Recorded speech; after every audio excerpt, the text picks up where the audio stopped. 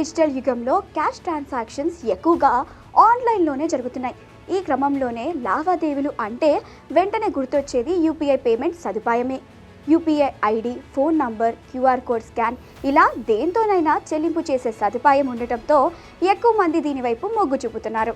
అయితే డబ్బులు పంపించే క్రమంలో ఒక్కోసారి పొరపాటున రాంగ్ నంబర్కు యూపీఐ నుంచి డబ్బులు చెల్లింపు చేస్తుంటాం.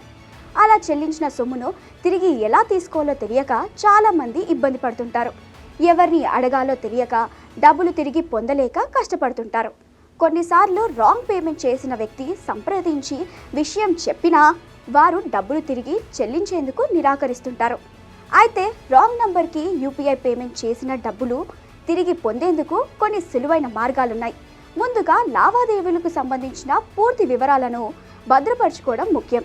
Transaction ID, UPI ID, amount, లావాదేవీకి జరిపిన తేదీలు జాగ్రత్త పరచుకోవాలి. అలాగే మీరు యాప్ నుంచి డబ్బులు పంపించిన వివరాలను స్క్రీన్ షాట్ తీసి పెట్టుకోవడం మంచిది.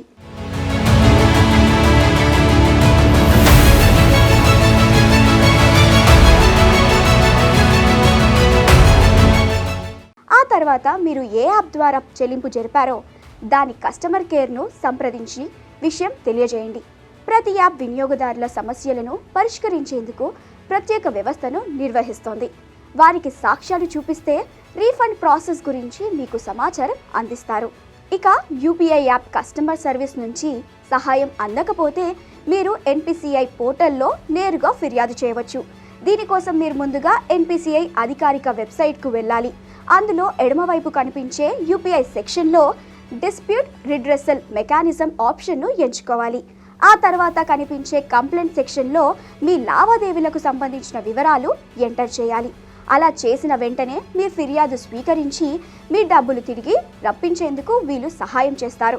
మరోవైపు రాంగ్ నంబర్కి యూపీఐ చేసిన లావాదేవీకి సంబంధించిన విషయాన్ని మీ బ్యాంక్లో తెలియజేసి కూడా వారి నుంచి సహాయం కోరవచ్చు. ఈ క్రమంలోనే బ్యాంక్ అడిగే అన్ని వివరాలు, పత్రాలు అందించగానే రీఫండ్ కోసం ఛార్జ్ బ్యాక్ ప్రక్రియను మొదలు పెడతారు. సదరు వ్యక్తిని సంప్రదించి డబ్బులు వాపస్ ఇప్పించేందుకు ప్రయత్నిస్తారు. ఇక వీటితో పాటు మీరు ఎవరికైతే పొరపాటున డబ్బులు పంపించారో ఆ వ్యక్తిని సంప్రదించి విషయం తెలియజేయాలి. పేమెంట్ వివరాలు చూపించి డబ్బును తిరిగి ఇవ్వాలని అడగాలి. ఒకవేళ డబ్బులు వాపస్ పంపేందుకు సదరు వ్యక్తి నిరాకరించినట్లయితే చట్టబద్ధంగా ఫిర్యాదు చేయవచ్చు. అయితే ఈ మార్గాల ద్వారా మీరు మీ సమస్యను పరిష్కరించలేకపోతే నేరుగా రిజర్వ్ బ్యాంక్ ఆఫ్ ఇండియాకు కూడా ఫిర్యాదు పంపించే వీలుంది. ఆర్బీఐ తీసుకొచ్చిన కొత్త నిబంధనల ప్రకారం పొరపాటున వేరే వ్యక్తులకు డబ్బులు పంపితే ఆ మొత్తం 48 గంటల్లోపే తిరిగి పొందే అవకాశం ఉంది. అయితే లావాదేవీలు జరిపిన ఇద్దరు వ్యక్తులది వేరే బ్యాంకులైతే మాత్రం ఈ ప్రక్రియలో కాస్త జాప్యం జరిగే అవకాశం ఉంటుంది.